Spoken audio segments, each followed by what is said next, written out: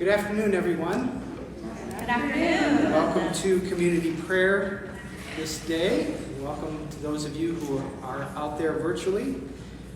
This community prayer is going to commemorate the beginning of Lent in the Western Christian tradition as Ash Wednesday. For those of you who are here present with us in the meeting room, there is an order of service that you have here, and then there's a second handout for a contemplative prayer service that will take place in the chapel following this. So for now, we'll be using this order. I want to thank Marnie Loftman for playing today and for MT Winter, who will be leading us in song. So we'll be singing ourselves into the Lenten tradition today. Before we begin, let us open with a prayer that was prayed in the Taizé community in France this last week in light of the events in Ukraine. Would you pray with me? God of love, we are disconcerted by the violence in our world, and especially now by the acts of war in Ukraine.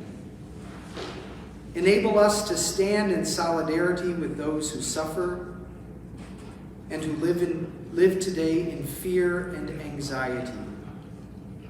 Sustain the hope of all those who seek justice and peace. Send the spirit of peace to inspire leaders of nations, that nations would not threaten nations, but rather beat their swords into plowshares. Amen. Amen. We'll open our community prayer with Psalm 141, which Marty will play through and sing once, and then we will join with her afterwards.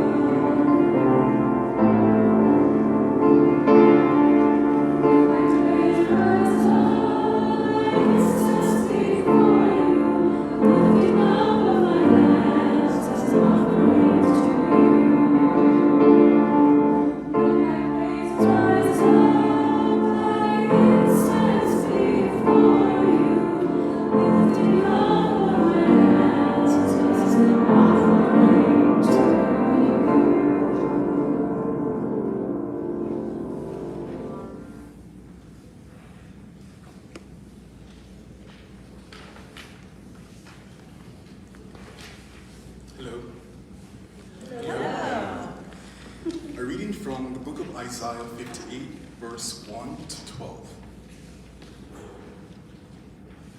Shout out, do not hold back. Lift up your voices like a trumpet. Announce to my people their rebellion, and to the house of Jacob their sins. Yet day after day they seek me and delight to know my ways, as if there were a nation that practiced righteousness and did not forsake the ordinance of their God. They act of me righteous judgments. They delight to draw near to God. Why do we fast, but you do not see? Why humble ourselves, but you do not notice? Look, you serve your own interests on your fast day and oppress all your workers. Look, you fast only to quarrel and to fight and to strike with a wicked fist. Such fasting as you do today will not make your voice heard on high. Is such the fast that I choose, a day to humble oneself? Is it to bow down the head like a bulrush and to lie in sackcloth and ashes? Will you call this a fast, a day acceptable to the Lord? Is not this the fast that I choose, to go up quickly? Your vindicator shall go before you. The glory of the Lord shall be your rear guard. Then you shall call, and the Lord will answer. You shall cry for help, and he will say, Here I am. If you remove the yoke from among you, the pointing of the finger, the speaking of evil, if you offer your food to the hungry and satisfy the needs of the afflicted, then your light shall rise in the darkness, and your gloom be like the noonday. The Lord will guide you continually and satisfy your needs in parched places, and make your bones strong.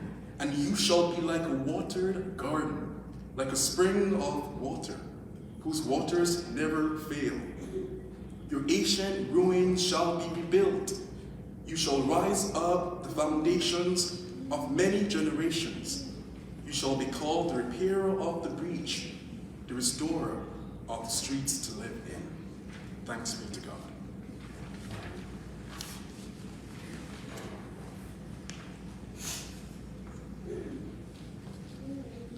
Thank you, Ricky.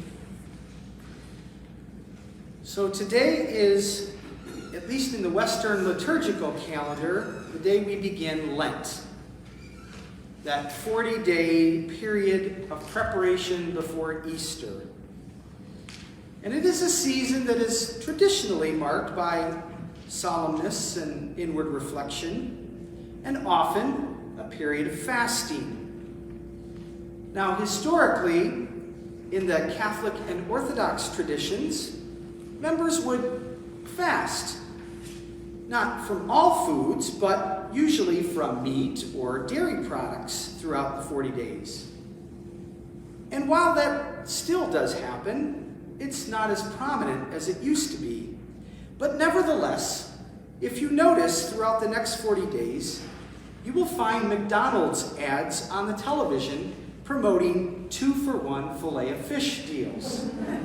Why? Because if you're fasting from meat, you can certainly eat fish. And McDonald's has figured out that they can make up some lost revenue from their hamburgers by offering a deal of fish and provide a service to the local religious community. Take a look at it. However, in my own tradition and experience, we never gave up meat. But in the spirit of Lent, we gave up something, or were encouraged to give up something that was important to us, to make a small sacrifice or a little fast, if you will. So as a kid, I normally gave up things like chocolate, that is until Easter Sunday, or give up soda, or as we call it in the Midwest, pop. But more recently, many people have reframed the disciplines of Lent, of rather than simply giving something up, taking something on. Like volunteering at a food kitchen throughout the season, or delivering food, or making extra donations to charities, or doing some other kind of pious act throughout the 40 days. And of course, there are people who do both fast from something and take on something. The point being is that Lent is a time to be just a bit more serious about our faith tradition as we commemorate the holy month or the holy season. And Lent begins on the day that we call Ash Wednesday. It's the second most solemn day in the Christian calendar, next to Good Friday. And so on this day, Christians often gather to mark the beginning of Lent by putting ashes on their foreheads, by making the sign of the cross there, while the words are said over them, "Remember you are dust, and to dust you shall return." Remember you are dust, and to dust you shall return. It's a powerful and stark moment to be reminded of one's own mortality. Not something we're normally very good at, but in the end, it's simply true. Over the years, as the one who has often marked people with ashes as they have come forward, I have found this to be one of the most profoundly moving experiences. To say these words over someone while touching their forehead, the foreheads of friends, fellow church members, acquaintances, strangers, and even family members, has reminded me of our common lot in life. And I remember very clearly the first time that my wife brought forward our first child as an infant to be marked with ashes. As I said over him, "Remember you are dust, and to dust you shall return."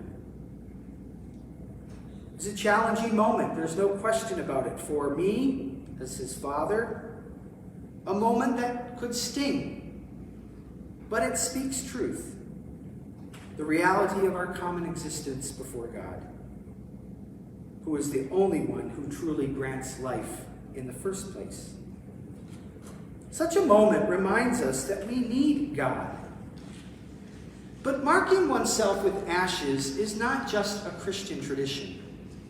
The Hebrew Bible and the Quran also note the importance of ashes as a sign of our common lot in human mortality.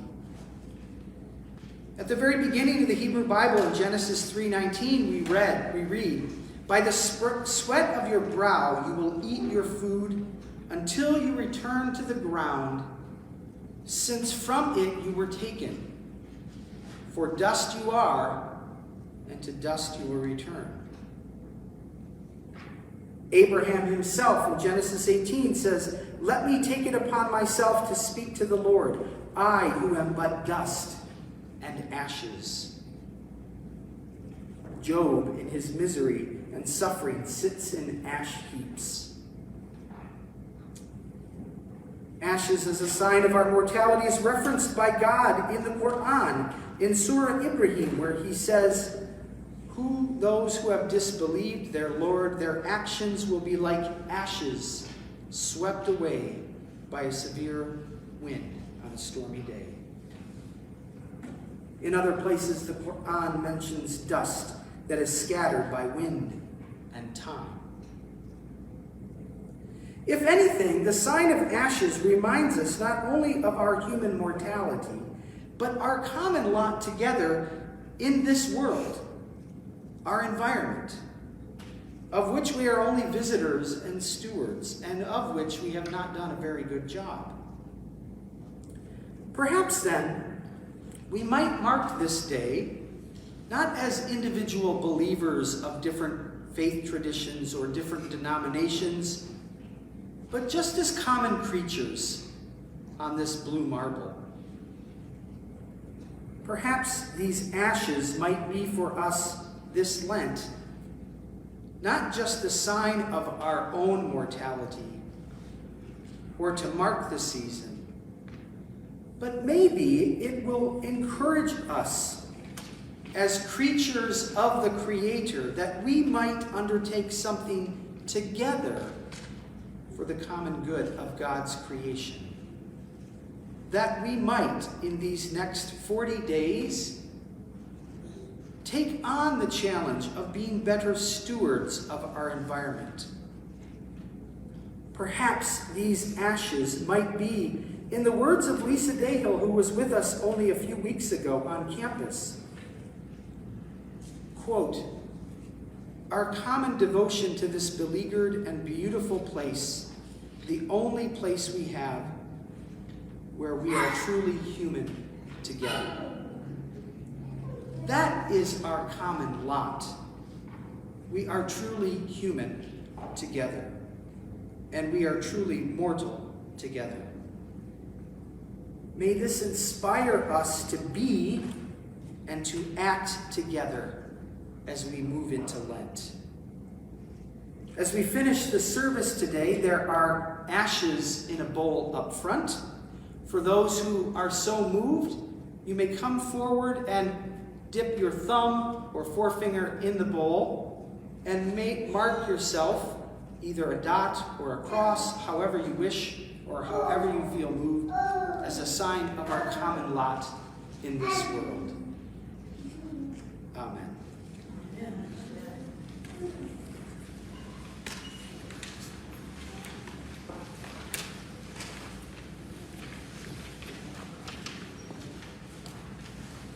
Good afternoon. Good afternoon. I'll be reciting the prayer. I'll read the unbolded part, and then you all will respond together with the bolded. God of life, hear the cries of all who long for the wars to cease, refugees who have fled their homes for safety, and those in dire need of humanitarian relief. Come quickly with your hope and make us instruments of your peace. Hear us, O God. Your mercy is great. God of life, you love the world you have made, and you grieve when creation suffers. Restore polluted lands and waterways. Heal areas of the world ravaged by storms, floods, wildfires, droughts, or other natural disasters. Bring all things to new life. Hear us, O God. Your mercy is great. God of life, you weep with those who grieve. Unbind all who are held captive by anxiety, despair, or pain, those who have been touched by this virus. Those unknown to us and those known. Fill us with compassion and empathy for those who struggle. Hear us, O God. Your mercy is great. God of life, we give thanks for opportunities for this community, our students, staff, faculty, board, supporters, and all our families and neighbors. Strengthen our ties with those around us, even when we are physically apart. Hear us, O God. Your mercy is great. According to your steadfast love and mercy, O God, hear these and all our prayers as we commend them to you. Amen.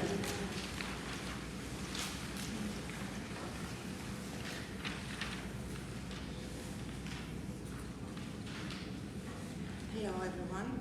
I will read the Lord's Prayer in Greek. Πάτερ ημών, ο εν της ουρανής, αγιαστήτω το όνομά σου, ελθέτω η βασιλεία σου, γεννηθήτω το θέλημά σου, ως εν ουρανό και επί της γης, των άρτων ημών των επιούσιων. Δώσε ημίν σήμερα, και άφησε ημίν τα οφειλήματα ημών, ως και εμείς αφίεμε τις οφειλέτες ημών, και μη εις ενέκεις ημάς εις πειρασμών, αλλά ρίσε ημάς από του πονηρού. Αμήν.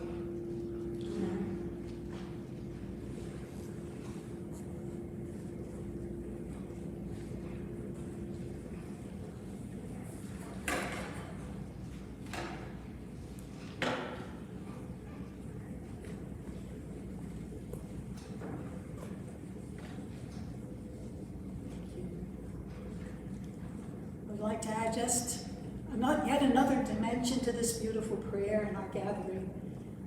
For me, and this might find meaning for some of you, remember we are stardust, and to stardust we shall return. Because we go out there into the universe, and I would like to have that dimension kind of remain with us as we sing this closing, very simple song. It's a song of peace, and let me catch a note here. Here's the refrain. This is your part. Peace to you, my friend.